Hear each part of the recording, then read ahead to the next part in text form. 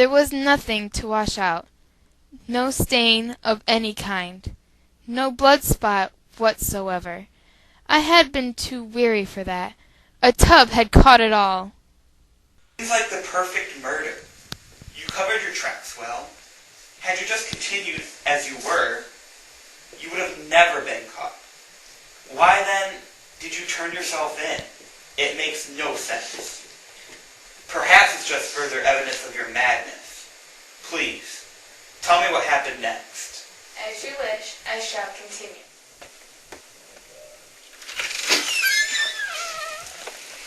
Hello, ma'am.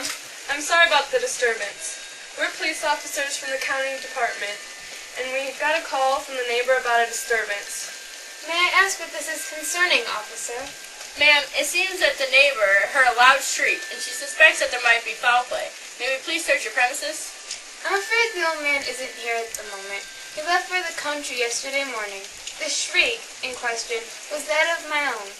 I had a terrible dream and have not been able to fall back asleep. Would you still like to search the premises? I'm sorry, we have to.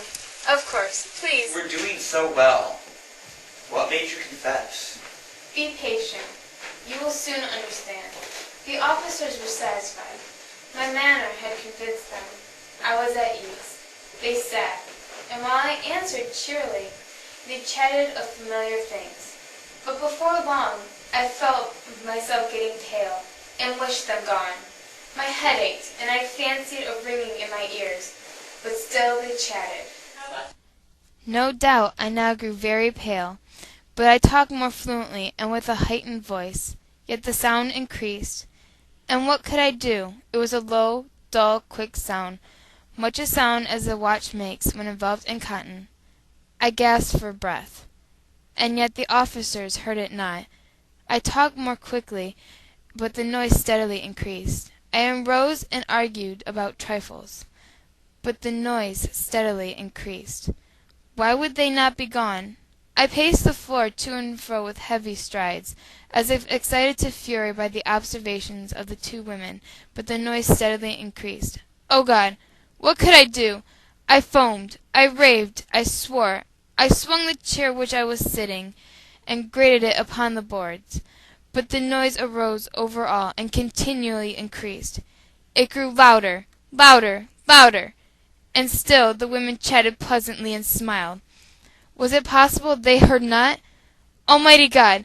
No! They heard! They suspected! They knew! They were making a mockery of my horror. This I thought, and this I think. But anything was better than this agony. I could bear those hypocritical smiles no longer. I felt that I must scream or die. And now again, hark!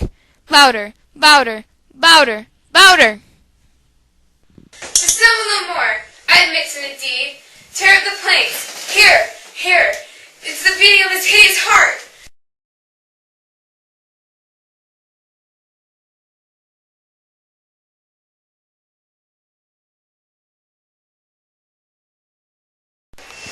Please, please let me out.